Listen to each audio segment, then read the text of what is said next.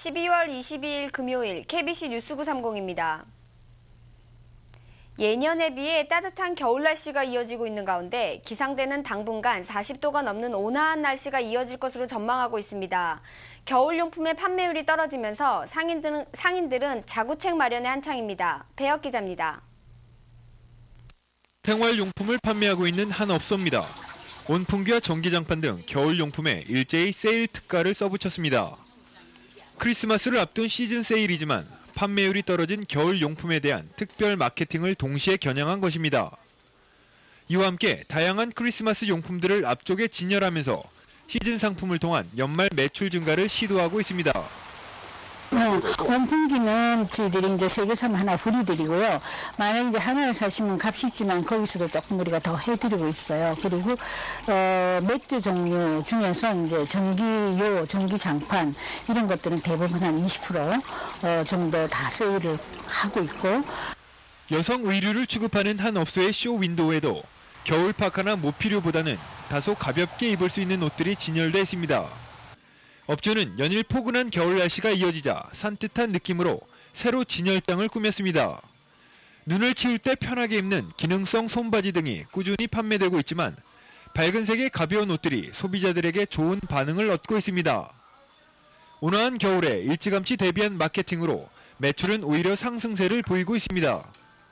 짧고 좀 가볍게 입을 수 있는 잠바 스타일 그런 거나 아니면은 티셔츠나 바지 종류가 요즘 많이 나가고 있거든요. 겨울철 의류를 취급하고 있는 한 도매업소도 올해는 본격적인 추위가 닥치기 전에는 공급 물량을 줄이는 한편 내년부터는 초겨울용 아이템을 선보일 계획이라고 전했습니다. 따뜻한 겨울을 대비한 상인들의 마케팅 전략이 변하고 있습니다. KBC 뉴스 배혁입니다. 크리스마스 연휴를 앞두고 오늘부터 대부분 여행객들의 이동이 시작됐습니다. 그러나 오늘 오전 오헤어 국제공항은 비바람과 짙은 안개로 인해 항공기 100편이 취소됐고 운항되고 있는 항공기도 평균 45분 지연돼 이용객들이 큰 불편을 겪었습니다. 정오를 넘어서면서 짙은 안개는 거쳤으나 공항 측은 기상 악화에 따라 항공시간이 지연될 수 있다고 덧붙였습니다.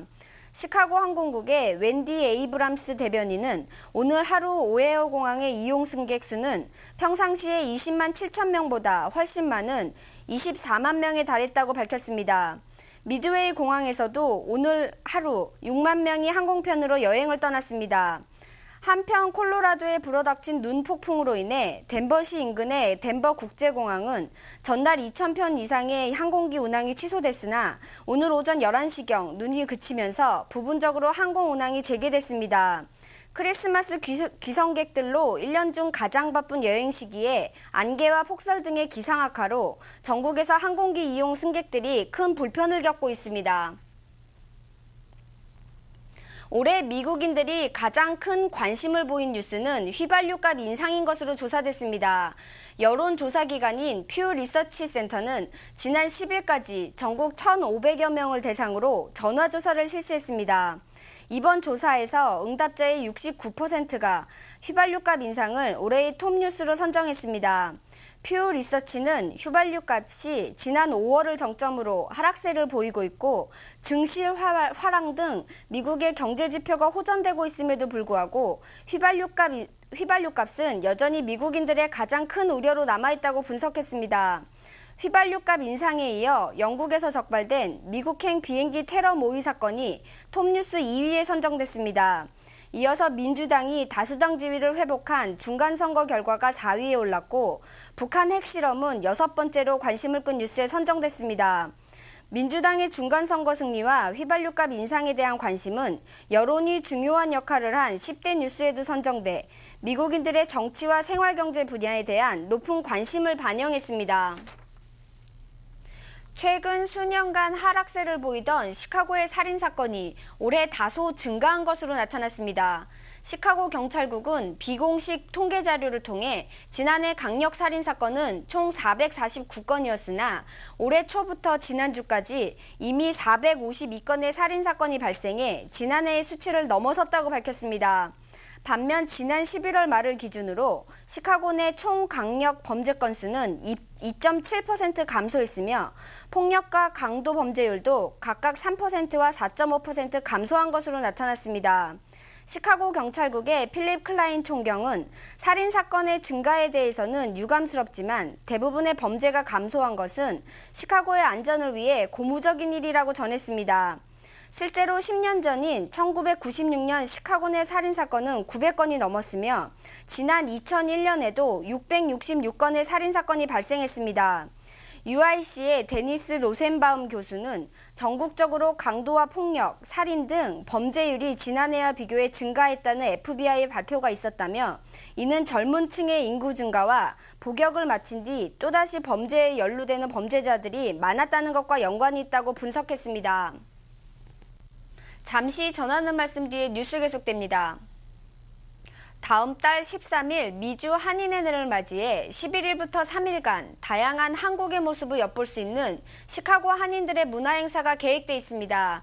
다채로운 문화행사를 통해 한인들의 긍지를 높이겠다는 취지입니다. 안계영 기자입니다. 지난해 말 연방의회와 부시 대통령이 승인을 받아 선포된 1월 13일 미주 한인의 날이 20여일 앞으로 다가왔습니다. 특이할 만한 기념 공연이 마련되지 않았던 올해와 달리 내년에는 이민 역사 다큐멘터리 상영을 비롯해 전통 의상쇼, 음악, 미술 전시회 등이 준비돼 있어 주목할 만합니다. 또 우리 젊은 한인 세대들이 이런 문화를 통해서 교류하고 또한 이 문화를 통해서 타 민족들과 같이 함께 성장해 나갈 수 있는 그러한 21세가 될 수 있지 않을까 해서 준비를 하게 됐습니다.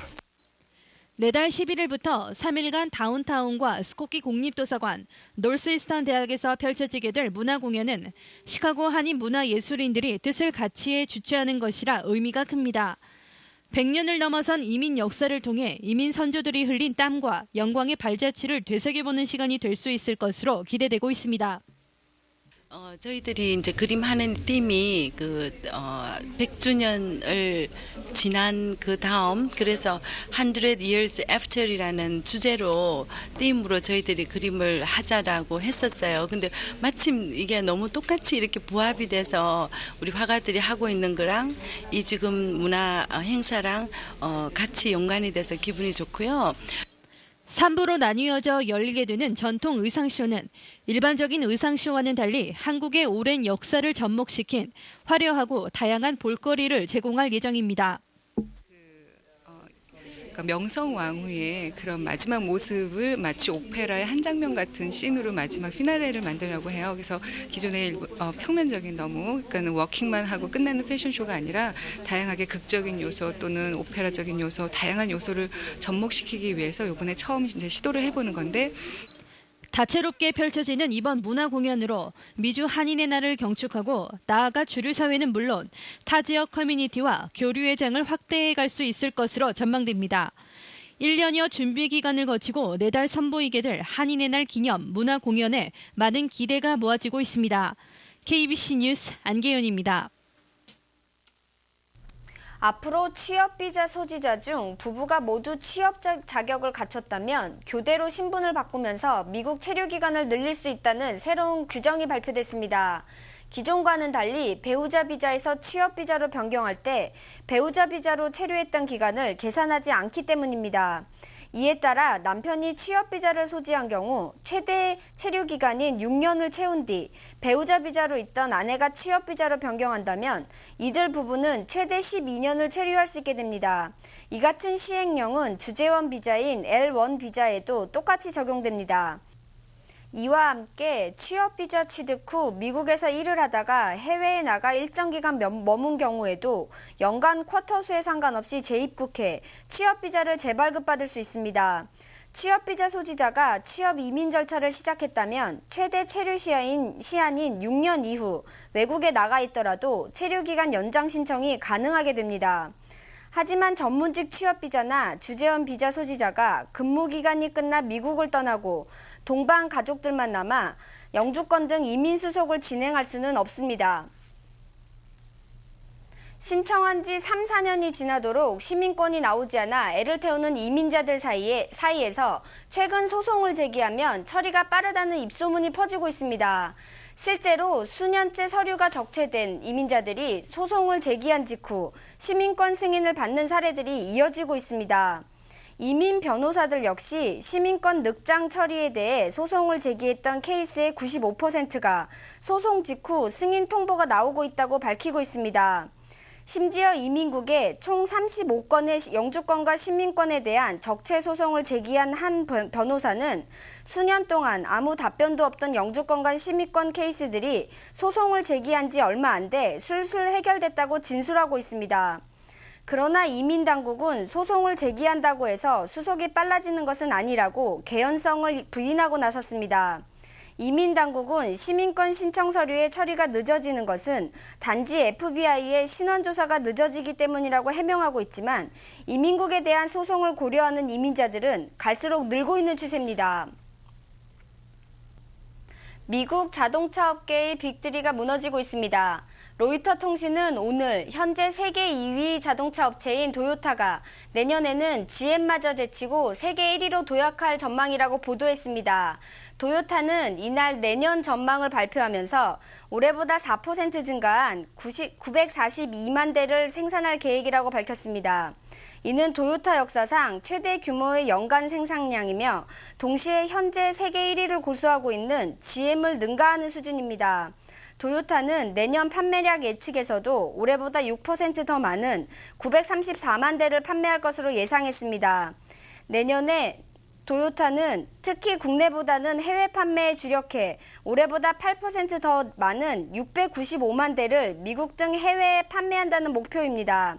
지난 1920년대부터 GM에 이어 미국 자동차 2위를 고수해온 포드사도 극심한 경영난으로 최근 내부 문건을 통해 미국 자동차 시장의 2위 자리를 도요타에 내줄 수밖에 없는 상황이라고 인정하기도 했습니다. 올해 도요타의 순이익은 역대 일본 기업 중 사상 최대 수준인 1조 5,500억 엔에 달할 것으로 추정되고 있습니다. 네트워크 뉴스입니다. 한인 커뮤니티가 미 주류사회 대규모 프로젝트에 참여할 수 있는 기회가 열립니다. 존 리우 뉴욕시 의원은 기자회견을 갖고 퀸즈 지역 경제 발전을 위해 뉴욕 매치구장의 신축 사업에 아시아계 비즈니스인들이 참여해 줄 것을 요청했습니다.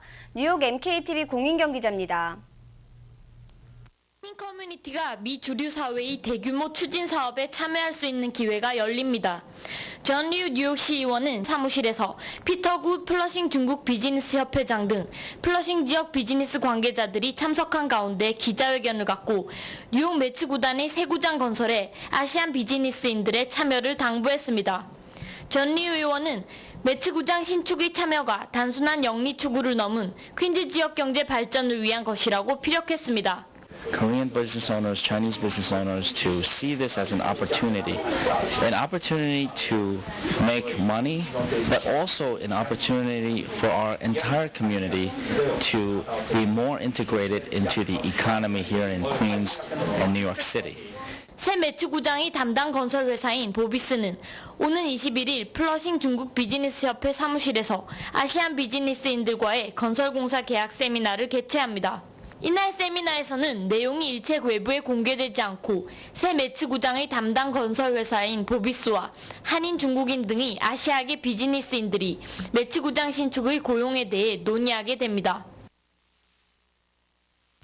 미국 식품업체들이 먹거리에서도 건강을 먼저 생각하는 고객들의 변화된 요구에 맞추기 위해 앞다퉈 변신을 꾀하고 있다고 파이낸셜 타임즈가 보도했습니다. 조금만 먹어도 배고픔을 없애주는 효과를 볼 수 있는 선인장 추출 음료 등 다이어트 음료도 최근 종류가 다양해지고 있습니다. 이에 따라 식음료 업계들이 자체 연구실에서 개발한 제품 생산에서 벗어나 새로운 아이디어를 얻기 위해 외부 기업으로 눈을 돌리고 있다고 파이낸셜 타임즈는 덧붙였습니다. 음료업계 관계자들은 20세기에는 맛있고 저렴한 제품을 쉽게 조리할 수 있도록 하는 것이 판매 전략이었다면 21세기에는 식품업계에서 가장 중요한 것은 삶의 질을 높이는 것이라고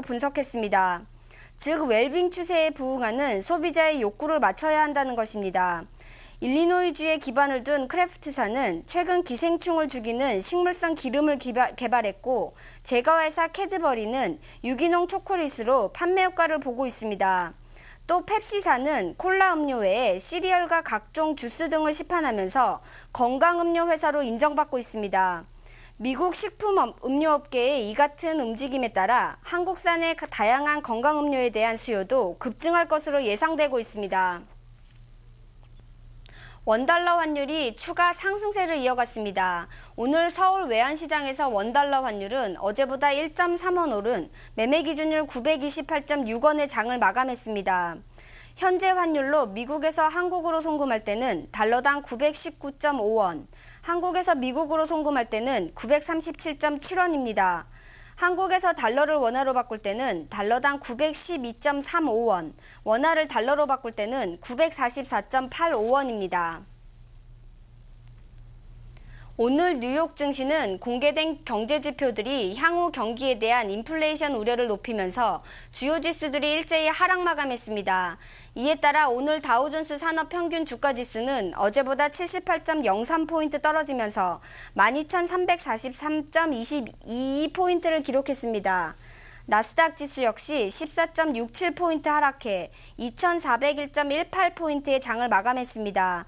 S&P 500 지수는 7.54포인트 내려 1,410.76포인트의 장을 마쳤습니다. 날씨입니다. 오늘 시카고는 흐린 가운데 강한 바람이 불면서 곳에 따라 비가 내렸습니다.